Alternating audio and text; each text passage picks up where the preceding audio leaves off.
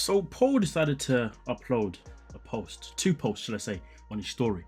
And I don't know who told him doing it this small was a good bloody idea, because I can promise you now, it's not. Look at how small this is. Ridiculousness. Having to zoom in and stuff.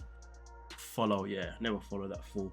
Anyway, with that being said though, I caught this last night and screenshot it before I went to bed to make sure obviously it'd be available for me to use today. Now, with that being said, Paul has come out, as you can see, by saying, "Hello, everyone. I am," and to be fair, this is the first time I'm actually reading this, not gonna lie to you. "Hello, everyone. I am a medical professional and friend of Paul." So this isn't even Paul. Wow.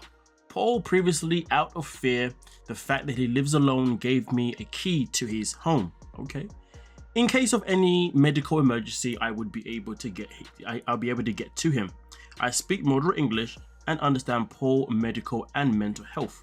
He gave me his Instagram information to post any medical emergencies that would leave him unable to communicate normally. I'm sorry, but why is Instagram important for him to use as a communication tool when he's not feeling well? If you're not feeling well, that's your best time to take a time out from social media activities. So the fact that he needs someone to still post when he's not well is weird and just messed up. But anyway, Paul has sent me some strange depressed messages. He gave me instructions to come to his home to check on him and his pets if I did not hear from him in 24 hours. Fearful he might do something medically unsound or self-harm. I decided to go to his home after I completed my shift. Here's the thing, I'm just going to clarify this part here where he speaks about, Paul gave me instructions to come to his home, checking his pets, and, if anything was to happen, Now, I'm going to say this. I don't know if this person is implying what I think they're implying, because they're not saying it directly, but if they're implying what I think they're implying about Paul potentially in a position where he may just, take his own life, listen, I'm going to tell you this now. If you do the stats, most of the time, people who actually are going to do that don't tell a single soul. They tell no one. They go and they do it, and then that's it within a blink of an eye. They made the choice, and then boom, bam. Okay, but people that usually will speak on it in some format, usually they speak on it because they want attention. Because generally speaking, when people do cry for help, it is because they need help 100%. But it is also for the going to the effort length for get even more attention, if that makes any sense. Now, that's not me trying to tell anyone to rule out the possibility that someone may, take their life. If somebody did give you a warning, you should still 100%, 1000%, 1,000,000% check up on that person to make sure that they don't actually end up crossing that line. Okay, any warnings that they give you, take them seriously, pay attention, and do not take them lightheartedly. Anyway, it continues here by saying, I decided to go to his home after I completed my shift. I found Paul in bed, not responding. He had his prescription and anxiety medicine bottle next to him and an empty bottle of wine, but breathing shallow and very low heartbeat. I took him to the hospital where he is receiving care. I believe the alcohol mixed with the anxiety medicine he has left him in this condition. We are caring for his cat and puppy. In his mental state and depression, he really should not be living alone in a foreign country. He will be alive, and he will be okay. I mean, listen, okay, it's good to know that he's alive and he's going to be okay. That's very good to know, but I'm still confused. Why are we being told this? There's never a point that I'm going to believe that something that comes from Paul's account is for the sake of common courtesy. I'm always going to be suspicious that the reason why we're hearing the information is because there is more to the story. What is it? Now, here's the thing, we're sitting here talking about the fact this guy had to go to the doctors, to the hospital, to get checked and all this kind of stuff. And why do I feel like I'm sniffing a potential kind of like GoFundMe being prepared to be made after this? There is that possibility, or something.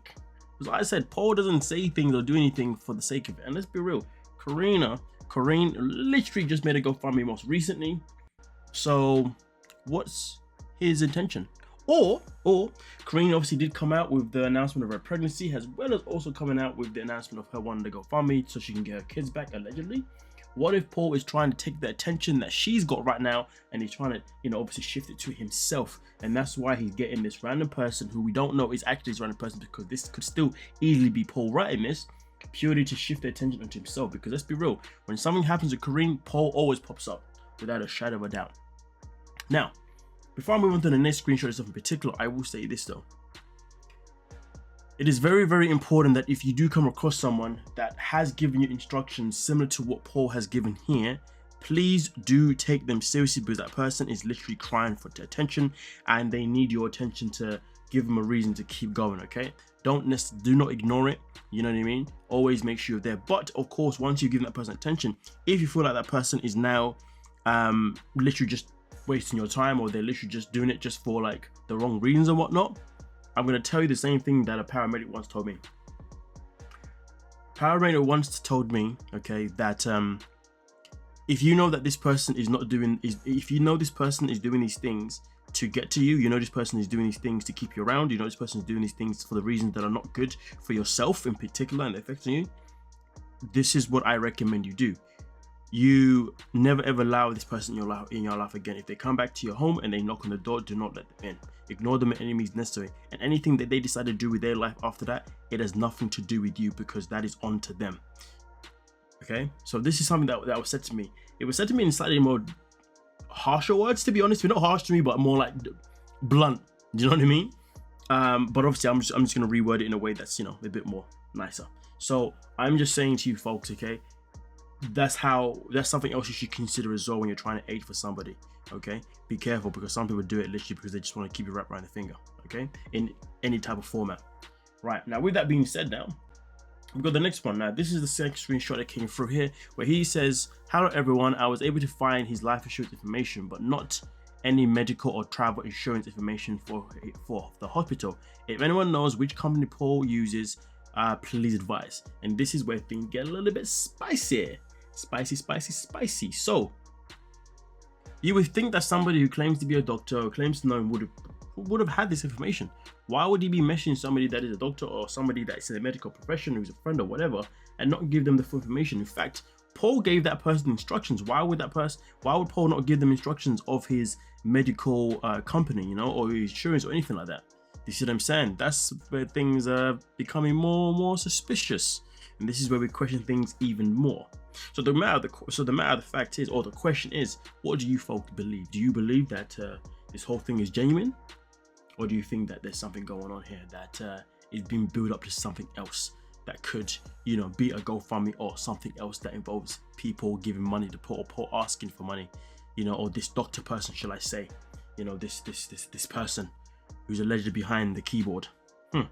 Either way though, for as far as I'm concerned, I don't know anyone, okay, and I'll repeat here, okay, I don't know anyone who is in the medical profession who would come out on social media to tell everyone all of this stuff, okay, nor do I know anyone in the professional medical world who would come out and ask for these details. Someone like that would obviously try and find a contact with friends, family, or if they can get a hold of the person's doctor's information, then they would do so. Of course, he's in Brazil, so it's probably not possible, but usually you'd go on someone's colog and you would see the people that they have recently spoken to you last, or the people that speak to you the most, and those are the people who you would be addressing information to and asking these questions. You would not come onto social media, so make that make sense.